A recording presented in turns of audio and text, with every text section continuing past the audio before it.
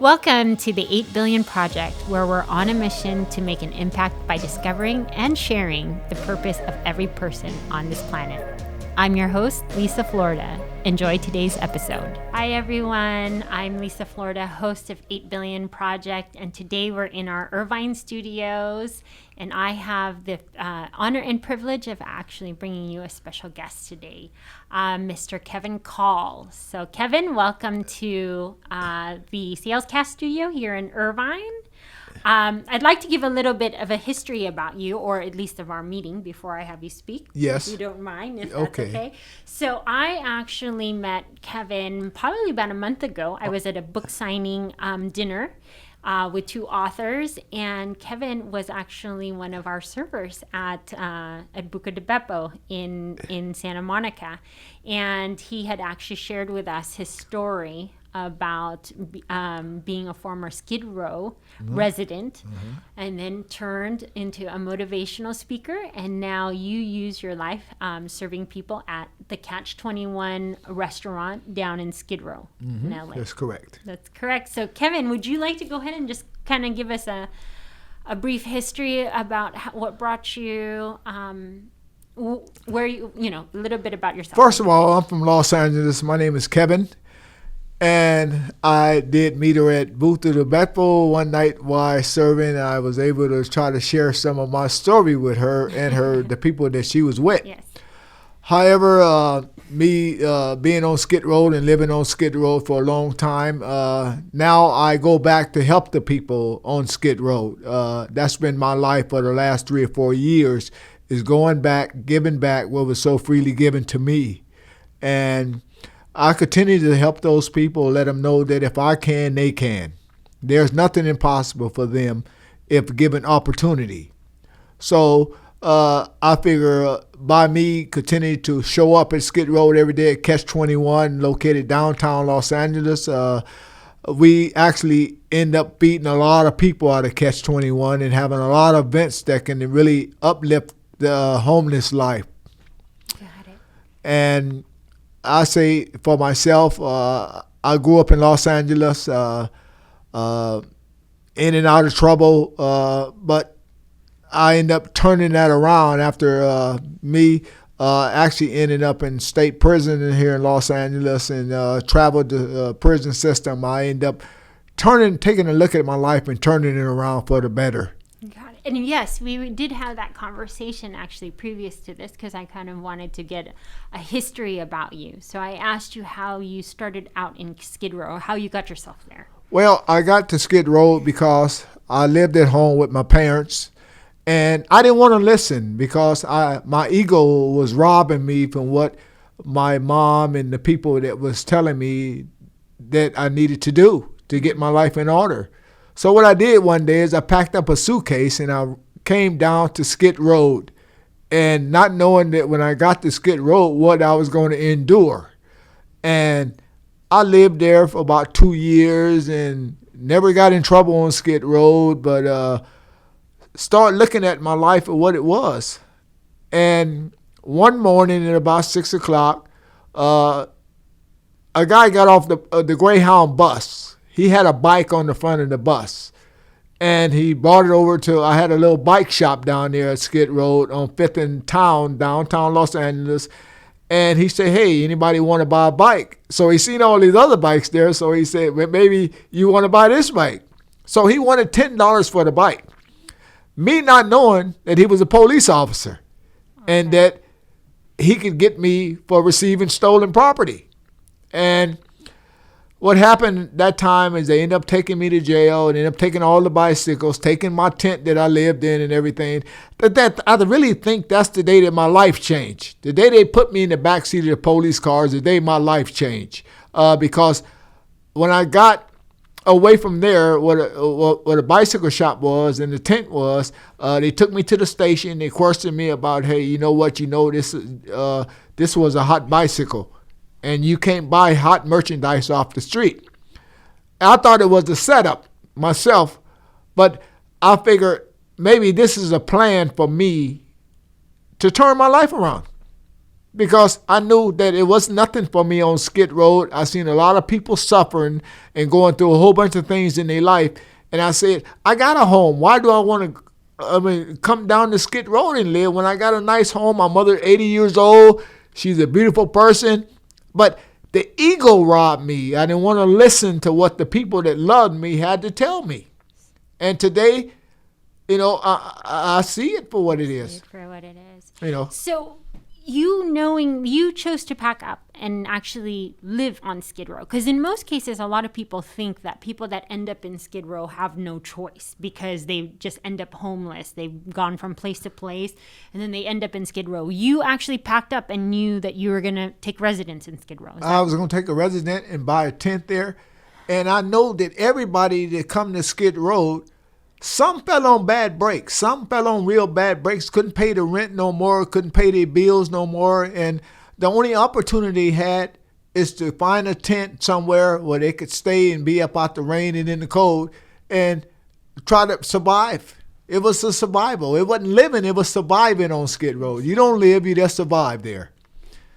And so you spent 2 years. I spent 2 years on Skid Row trying to figure out which way I was going to try to go with my life until the day that they arrested me down on Skid Row.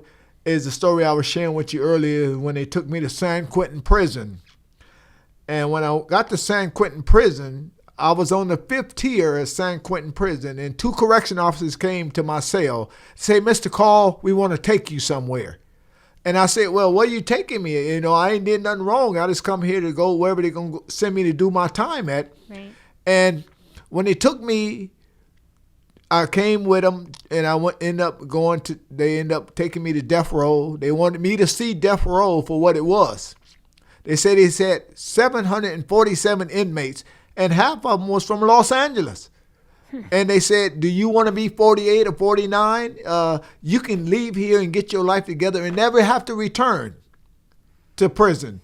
So what I did is I went and after I came back to my cell, after they brought me back from the death row, and I went back to my cell, and I began to wonder, why did these 2 officers come to tell me that they seen something in me that I didn't even see in myself? Right. And I began to take a look at that. I began to sit on my hands and knees long enough to allow myself to take a look at my life, because I know that couldn't nobody change my life or change my thinking but me.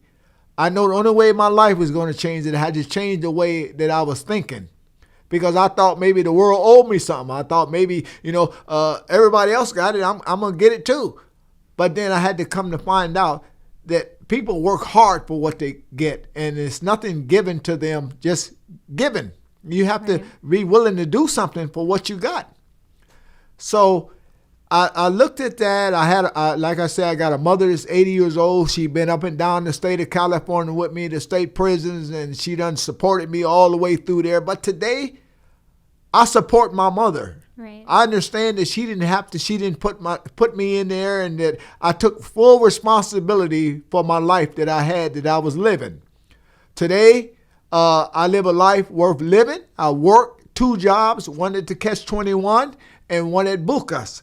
And I show up every day. In between there, I work feeding the homeless. I give back to the homeless because I know what it was like for me. Right. My heart cries sometimes when I see the conditions that the people are in when I try to feed thousands upon thousands. I got a partner named Kenny Chaw that works at the Catch 21 with me. 21. He's the owner. Yeah. And he's a good man. And my suggestion for him when I got to Skid Row, let's see what we can do to get back to the people that's suffering. Right. Well, okay, let's backtrack a little. So then people will understand the sequence of the story, because I think that this is an amazing story how it unfolds. So now you're living, let's go back to the time you were on Skid Row as a resident. Now you're living there probably about 2 years, and you said that you end up essentially becoming a businessman, right? Right, becoming a You businessman. have 400 bikes. Right. How does someone on Skid Row have 400 bikes? What were you doing with them? Well, we would fix tires, flats, and all of that. People would come and sell us bikes. We didn't care if they was stolen bikes or not, but we was taking them in, not knowing that one day somebody could come and say, hey, this is my bike. and we would have to give it back to them. Oh, okay. Because anytime that somebody claimed their property on Skid Row and they say, hey, my bike, this is, they described their bike and then they had something on there to say, hey, this is my bike. So we had never have a problem with giving it back to them. But just buying hot bicycles off the street wasn't no good anyway. It was a situation that was going to get me eventually if I kept being there and buying bicycles. And what you were saying though is when you were offered that bike for $10, something inside you kind of told you it was suspicious. But in a way, what you're saying is it was probably the trajectory or the moment that might have changed your life forever, because then you were finally brought in. Well, the moment it changed my life is when they put me in the back seat of the car and I recognized that, you know what, there's certain things you can't do in this life. And one of them is buying hot merchandise off the street, because you know the people that live in that environment, what they do to survive. Yeah. And if they out there stealing from people to survive, whatever they get, they're going to bring to you. I thought maybe I was coming up by paying $10 for a $5,900 bike. I thought I was going to come up. But at the same time, coming up, it made me see. For sure, you were going to, yes. Yeah, come that up. became the beginning of you coming up, but on a different road that you never thought you would take. The different road to come up was end up in prison, and really was able to take a look at it. How many years were you sentenced? Well, I was sentenced to 3.5 years. Okay. And due to the fact I had a custody level that was real low, I wasn't like no predator or something that they don't really, they end up giving them more time and they put them in a higher secure place because of their crime. My crimes was always petty crimes. There was crimes that wasn't going to get me a whole bunch of time, but any time is a lot of time when you know that you could have a better life on the streets.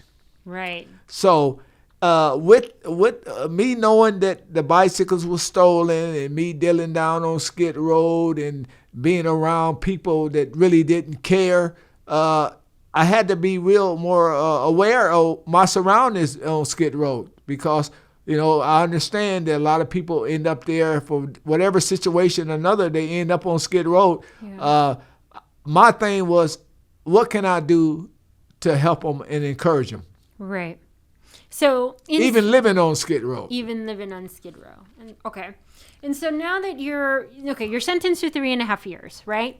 You're an inmate, and then what ends up happening prior to the corrections officers approaching you about talking to people on death row? What were you doing prior to that? So what I'm curious to know is how were you as an inmate? You know, were you a good inmate? Why did they choose you? Why do you believe they chose you? Well, because you know that's what their job is, to observe in prison, to watch inmates. Okay. And they say that I was one of the model inmates. I was one that could come there and program and listen to everything that had to be said that was affecting me in the prison. And they begin to use me to speak to other inmates. When they couldn't reach them, they would come and say, Kevin, can you talk to this guy, because we don't want to see nothing go wrong with him, or he owed money in prison and he didn't want to pay. Many things happen in prison. Got it. So it started with just asking you to maybe speak to one of the inmates for little things, then it started growing. Right. And growing. Okay. So I end up at Washington Ridge Fire Camp in Nevada, where they sent me to do my time in Washington Ridge, Nevada. Okay. And that's there I became, like I said, a special skill baker while being in the prison as a baker and cooking and stuff, and got a chance to know people. Me being a people person, I learned a lot of people that came through in the fire camp, came through the line to eat breakfast in the morning. You know, a lot of them had a lot of respect for me in the camp. A lot of the lieutenants and sergeants and stuff had respect for me because I believe that the only way my life is going to change is I begin to listen to somebody and let somebody help me. Right. Because I had an ego. When I got there, I had an ego that wouldn't quit. And I had to take a look at me and say, well, Kevin, you know, you got your mother out there that's 80 years old. Is she going to be there when you get back? She may not be there when you get back. So you must take every opportunity you can to get your life in order. Absolutely. And Today, I think I got it pretty much in Pretty order. good. I still got a lot of work to do because I'm still working on me, and I Right. continue to work on me. It's a lifelong battle Absolutely. to work on I Kevin. always say that, right? Yep.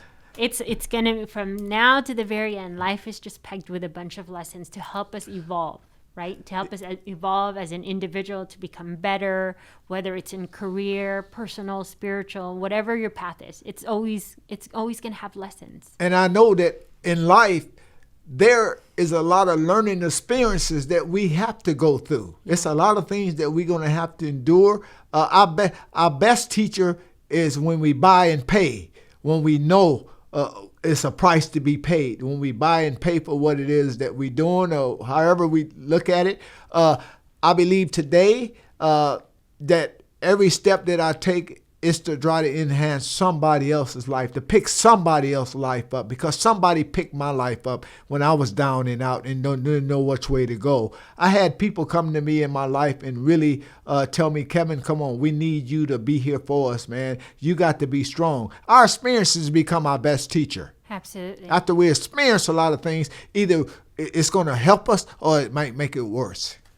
So would you say that your corrections officers were like one of the first people that actually brought you to your calling, because they saw something in you that they were some of the ones that really made me take a look at my life.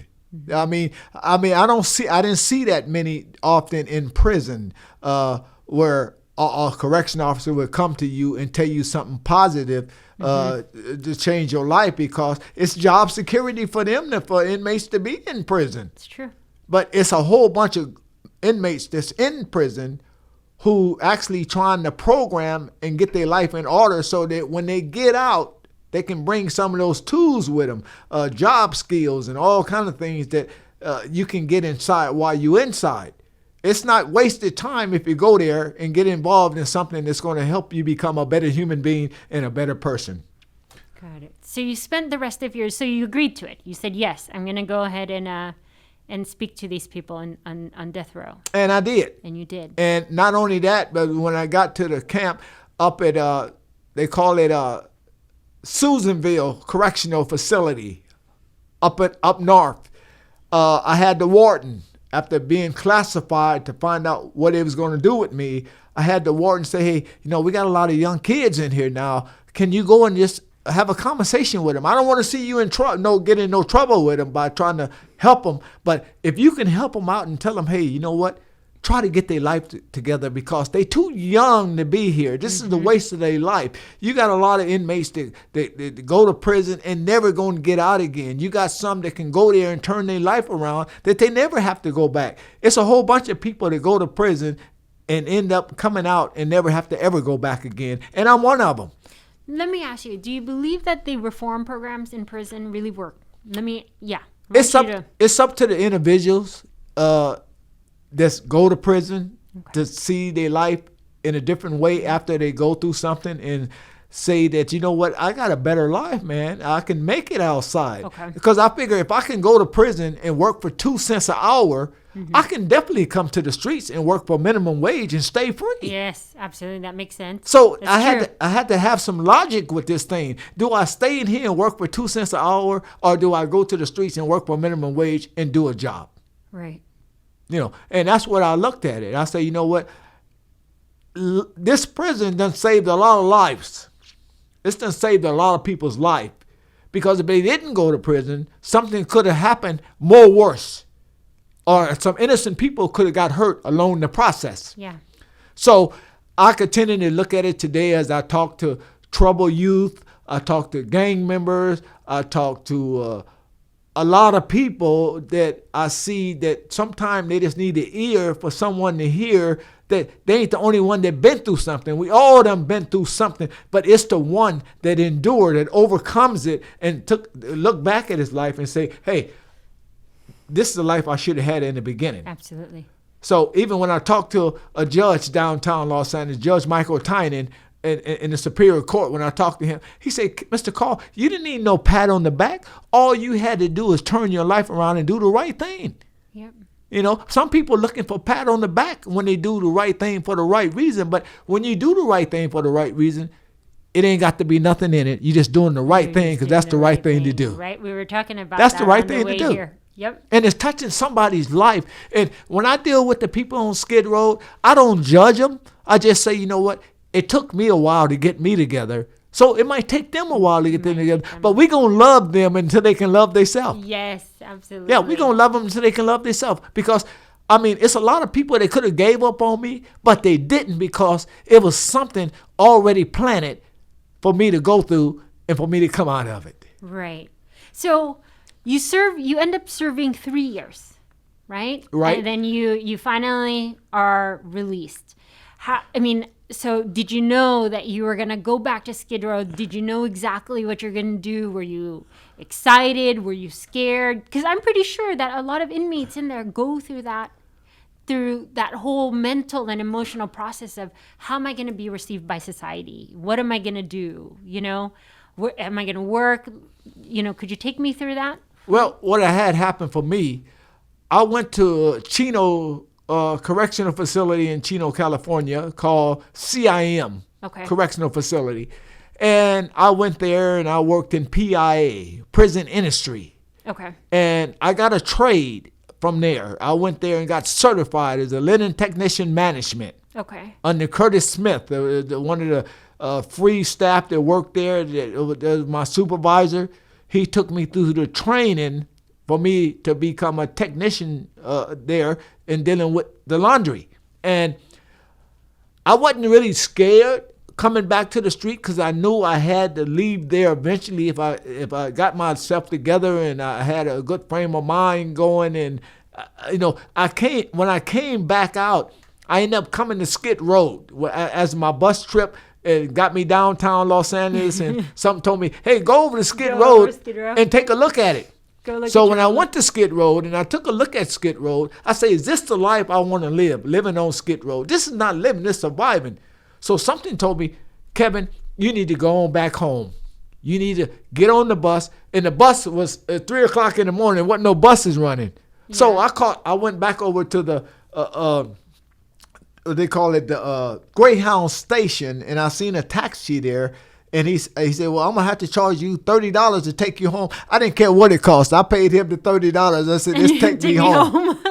And the day he took me home, I ain't looked back since, because when I do come back to Skid Row today, it's to work in the side of Catch 21 right. or feeding the homeless out there, trying to let them know that I care. And there is nothing impossible for me to do for them. If they show me that they care, then I open my heart to show them, because somebody helped me too one day. Right. And I don't ever want to forget that somebody helped me one day. When I talked to you about the guy at the restaurant who fed me when I was on Skid Row, didn't never charge me a dime. And I say, if I ever get the opportunity to turn it around, I will come back to him and be of service.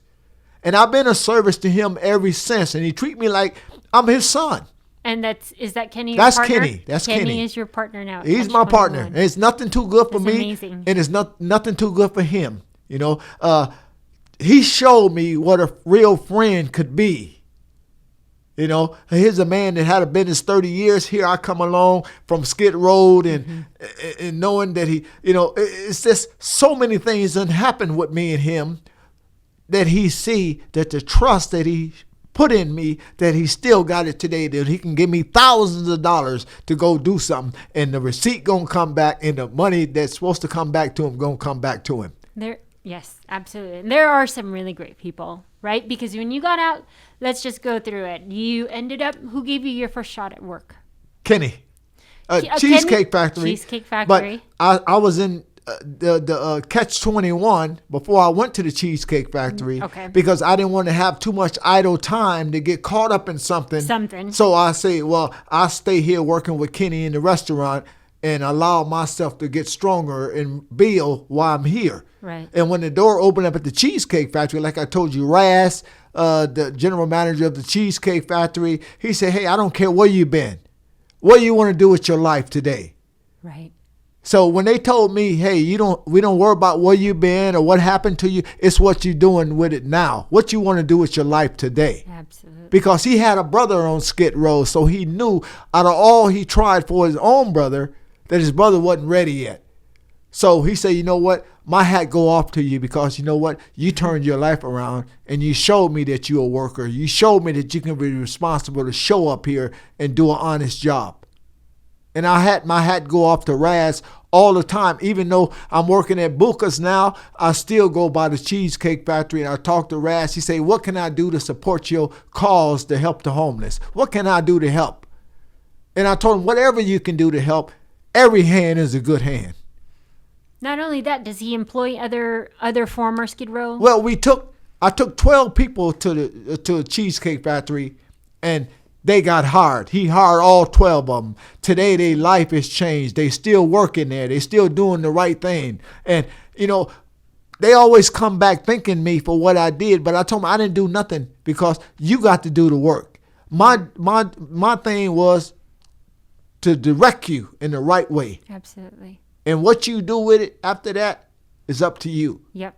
And today my hat go off because most of the people that I referred there, they stayed there, they doing good work, and their life is getting better. Got it. So you're currently at Buca de Beppo working, but most of your time is a service to Catch 21 Skid Row. Tell me what you guys do there. Well, at Catch 21, I get there at 7 o'clock in the morning. I go through the stock to make sure that we got everything that we need because I end up going shopping at Restaurant Depot, Smart and Final, a place called Cantan. It's another place like Costco that sell it in bulk. I end up making sure every morning I get there that we check and see what we need to keep going, to keep the business going. Mm-hmm. You know, doing this COVID-19, it's been real rough on Skid Row. Right. We know that with masks, with people got to come in with the masks on, sanitizers on their hand, because we dealing with Skid Row and we dealing with people that don't live on Skid Row, business people like judges and lawyers and stuff, people that come there to eat. Yes. So we want to make sure that it's right for those people that come there by allowing. I had 10,000 masks donated to me the other day. It's because the people that come there that live on Skid Row without a mask, I want to be able to give them a mask for free. Absolutely. They ain't got to buy a mask. I want to make sure I got masks there. We don't want to deny nobody's no business. But at the same time, we want to protect the customer that's coming there to spend their money. How has the pandemic affected Skid Row? How many people, what's the current population of residents now? Right now, it is 78,000 homeless in Skid Row. Last year at this time, we had 59,000 homeless. And look like every day is growing. And when the academic first started downtown, me and another guy that's a Skid Row artist named Crucial, we went and printed 10,000 flyers to let the homeless people know about the virus, how to protect yourself, what you need to do to wash your hands, continue to keep the social distance going, don't be too close to people. But you know what? Out of all what's done happened on Skid Row, it's only about 6 people out of all that many people I just mentioned, the 78,000, only about 5 or 6 got it. That's it? That's it. Huh. On Skid Row. And this is the people who you thought would get it because they living so close to each other and they dealing a lot with each other. But I think they might became immune to it. How is that? Because they've been living in so many conditions. Oh. And their body done got used to all these different conditions that they done had to live in. That's amazing. We didn't even go through those numbers, Kevin, before this. So we got 5 to 6 people. Yeah. So we got people that don't even live there who done caught it. So how is these people that live in this condition, CNN asked me, what do these people need on Skid Row? I told them all they need is love. Yeah. They don't need to be judged. They just need love. Absolutely. And if you continue to love somebody until they can love themselves, their life might change. Yes. That little love might change their life like it did for me. Somebody lifted me up one day. Somebody told me, Kevin, you're a better person. You can make it. You can do it. And I tell all the guys to get out of prison. When they get out of prison, they come downtown to Catch 21. I tell them, your life can change. You don't never have to go back to prison unless you're telling somebody that their life can change and they can make it. That's what I tell them. My job is to encourage those and let them know that if I can do it, they can do it. There is nothing impossible for those who open their heart to help people's life. Absolutely. And I encourage those that's out there who can help somebody's life. Sometimes we think it's all about the money. It's not about the money. It's about the love you got for the next human being. We're going through some crisis here in America right now. We got this COVID thing going. We don't know when it's going to be over. But you know what? We got to stay focused on that power that's greater than us to keep us on the right track so that we don't lose our focus. We got so many people that were scared of this COVID-19 that they didn't, it drove some people crazy. A lot of people say, I can't wear this mask. Yeah. But we got to wear something, so we got to protect ourselves and those that surround us. I asked the city of Los Angeles, hey, can you guys do more for the homeless here? They said, what do the people now say? They need some housing. They get up off these cold grounds. The rain is coming. The storms is coming. We need to do more for the people. Absolutely. If you say you love the people, then you do more for the people. Absolutely. Now more than ever, right? More than ever. Now more than ever. If we ever had any resources, this is the time for resources. On the 14th, when I feed the people for Thanksgiving, on the 14th of this month, yes, I will be giving them masks, extra food, extra clothes, whatever I can do to make their life better. That's what it's about with me. It's not about me. It isn't. It's about me giving back what was so freely given to me. And that's the love that somebody shared with me, is to give it back. That's right. And I've been giving it back ever since I got my life together and was able to take a look at me. See, I couldn't help nobody else's life until I helped Kevin's life. And now Kevin got his feet planted on solid grounds between Catch 21 and Buka. I can continue to go forward. I mean, I've been blessed with a brand new car. Yes. How many people get a brand new car 2020 because they say, hey, this guy's life has changed. We don't see too many people come up out of Skid Row life change. Mm-hmm. But it's because of people that cared for me. Yep.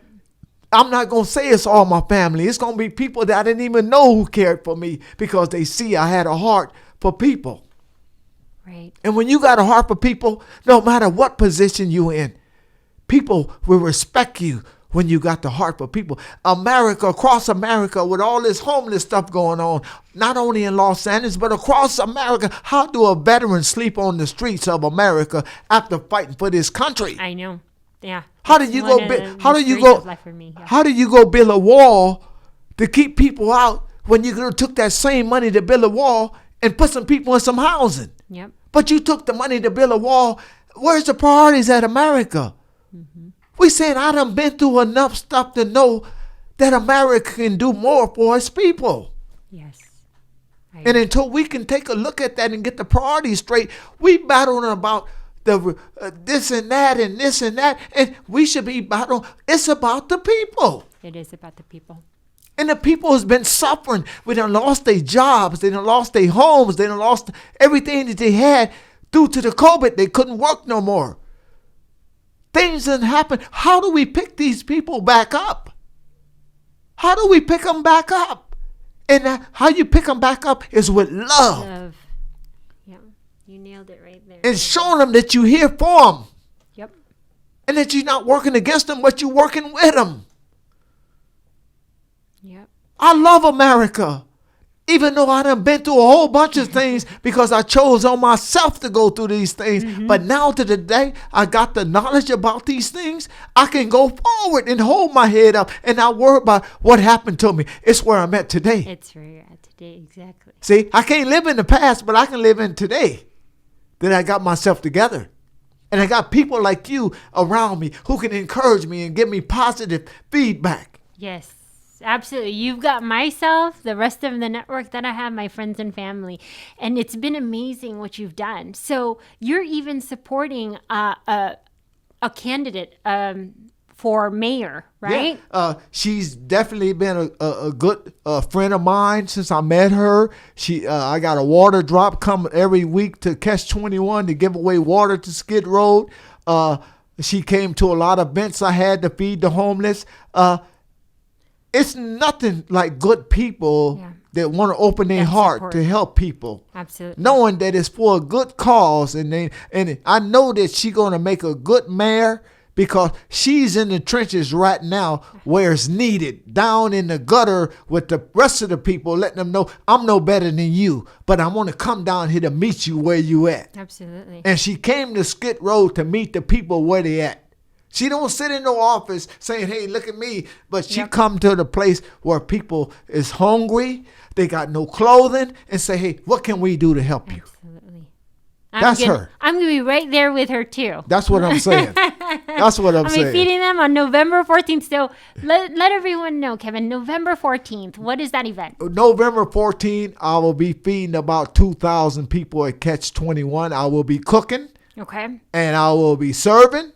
And I will be a service to the people at Skid Row, because that's where my life is at right now. That's where my heart is at, in Skid Row, trying to lift lives, trying to touch people's lives, to let them know somebody care. On 14th, I will be there. So if anyone wants to either participate in that, either volunteer, is there anything that you need, or if someone wants to step up and say, I want to help with this? Well, if we got people that got socks, tents, sleeping bags, anything that they can support us with here, we located at 441 South Central. You can get in touch with me, Kevin, or you can get in touch with my partner, Kenny. Okay. And we there all the time. And you guys are actually on Instagram as catch21_Skidrow. Skid Row. Right off 5th and Central in Los Angeles. Central. And we'd be glad to have anybody that wanted to donate to us and help us. We'd be more than happy to have them come out and support us. Oh, gosh. I mean, you have lived an amazing life, and it's been such an amazing to just sit here in front of your presence, and I felt it. I was like, for once in my life, I'm almost speechless as a host. But you definitely are anointed, and you've been given a gift from God. And I wanted I do want you to share. And I wanted to share all your recognition. This is what the city of Los Angeles gave me. This is an award of appreciation. I didn't ever think that I would receive anything from the city of Los Angeles, because I really wasn't looking for nothing. It made me have a hunger to do more. It let me know whatever I was doing wasn't in vain, because I was touching lives. And the people say, why I didn't get one? I say I really wasn't looking for it either. One day when I was in Catch 21 in the back working, making some rice, they showed up and said, we got something for you. And do you want to read it, or would you like me to read it? I'll let you read it. Okay, everyone, this is from the city of Los Angeles, state of California. Certificate of commendation is hereby presented to Kevin Call. On behalf of the city of Los Angeles, we hereby salute you for your outstanding efforts in helping those in need. For all the roads you have traveled, you have always found a way to make a positive impact on the lives of others. Kevin, you are a very special angel in the city of angels. Oh my gosh, this is going to make me cry. Yeah. On September 2020. So congratulations, Kevin. Thank you. Oh my gosh, it's been an absolute honor. You've got so many stories and so many things to share with other people. I would just love this to be the introduction of you. Would you ever come back and continue to share stories? Yes, I will. And I will continue to share on updates on things that happened. Things changed. Anything changed as far as the Skid Row? Did the population go down? Right now we got some transitional housing being done downtown. Absolutely. So hopefully they can get the transitional housing going to get some people off the streets. And hopefully, like I went a week ago with them and helped clean up the streets. I helped pick up the trash, and I told the people that live there, they got a responsibility too. Even though we got people there to go clean up the streets, we need them to clean up their part, to keep their part clean. Yes. And if they do that, it'll make the job easier for those who have to come and clean it, and for those who live there in that condition to make it better for their living condition. Wow. Well, you will always have a platform here at 8 Billion if you ever need to voice anything out. These doors are always open to you. My network of friends and family, I hope this reaches so many people, because you truly are an angel in the city of angels. And anytime we got troubled youth, we need somebody to speak to them or talk to them or share my life story with them, always can count on me. I'm here. I can be contacted at Catch21. I got a number at 1-626-615-0628. You can call me if you need me to come and speak, to share my life story with somebody that hopefully if I can help out 1 out of 100, I made a difference in somebody's life. Yeah. Because sometimes people need to hear a person that's been through what they've been through and then came to the other side to see the reality of life. Yeah. And I just want to thank you for inviting me here today to let me share my experience, strength, and hope with somebody, hoping that somebody's life can turn around for the better. Thank you. Absolutely. Thank you, Kevin. And thank you all for joining us. Thank you for listening to today's episode. If it's moved you in any way, please review and share your thoughts or text me your thoughts at 949-247-2800.